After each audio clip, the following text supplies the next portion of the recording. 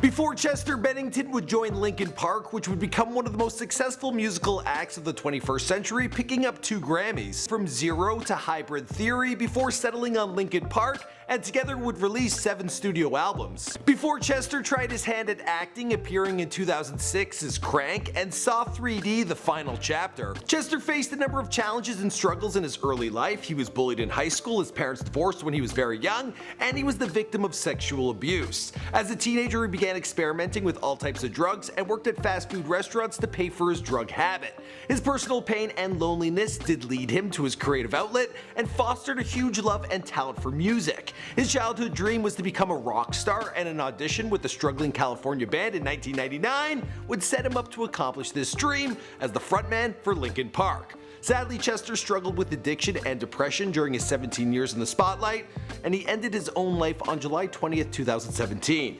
He was only 41 and leaves behind 6 children.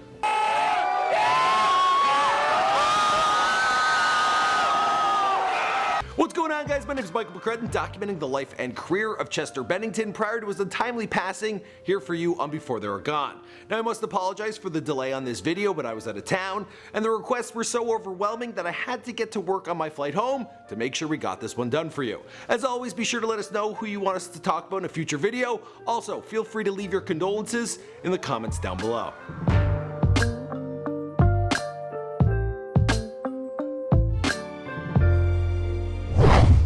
Chester Charles Bennington was born on March 20th, 1976 in Phoenix, Arizona. His father worked as a police detective who investigated sex crimes while his mother was a nurse. He grew up the youngest of 4 with 2 half-sisters and 1 half-brother. Despite his father's career, it didn't protect young Chester from becoming a victim of sexual abuse from an older male friend when he was just 7.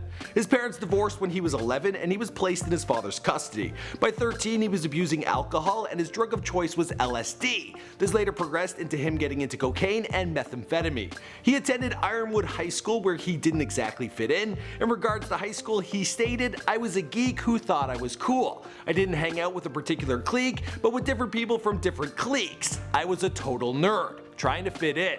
Luckily, I found music, and that was my niche. That sort of took me out of the geekdom. I was never invited to parties as a teenager." When Chester was 15, he played in a band called Sean Dodal and Friends, in which he was the lead singer. By 16, he played in a band called Grey Days, which recorded 2 albums, No Sun Today and Wake Me Up, until later breaking up.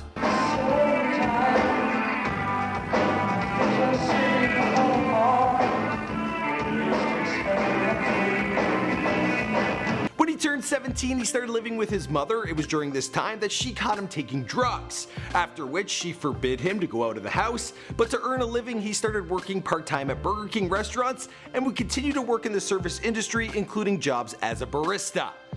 And he still, well, kept using drugs. He had his first child when he later adopted her other child. In 1996, he married Samantha Marie Olet, his first wife, with whom he had his second biological child. In 1999, he auditioned and joined the band Linkin Park, who at the time were going under the name Hybrid Theory. Eventually, it was decided that they would change the name to Linkin Park, spelled like Abraham Lincoln, after a park out in Santa Monica, but they couldn't afford the website domain, so they decided to switch up the spelling on Lincoln.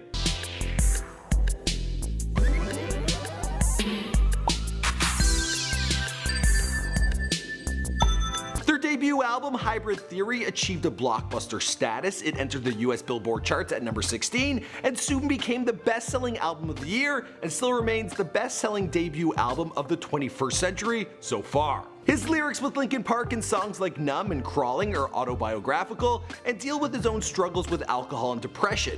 He stated, "I've been able to tap into all the negative things that have happened to me throughout my life by numbing myself to the pain, so to speak, and kind of being able to vent it through my music." With the success of his music, his old demons began to return. His first marriage failed in 2005, then he married the next year to Playboy model Talinda Ann Bentley, with whom he had 3 children. Linkin Park was never able to reach the same levels of success in terms of album sales as they had received with Hybrid Theory, but they continued to release albums like Meteora that would earn them Grammy nods and go on to be 6 times platinum. Chester did diversify into other projects, taking up gigs as an actor. Rock band Dead by Sunrise in 2005, and he took the place of Scott Weiland as the frontman for the Stone Temple Pilots in 2013, which had been a lifelong dream for him.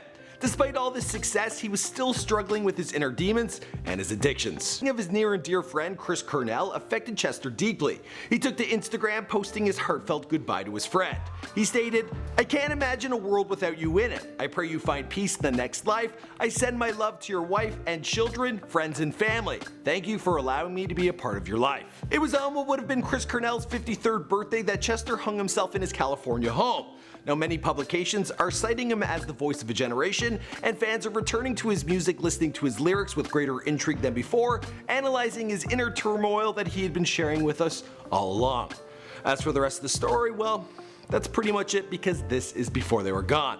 Please feel free to leave your condolences down below. My name is Michael McCrudden, and we make celebrity bios on everyone you request, so be sure to let us know who's next in the comments down below. Alright guys, also let me know what's your favorite Linkin Park song.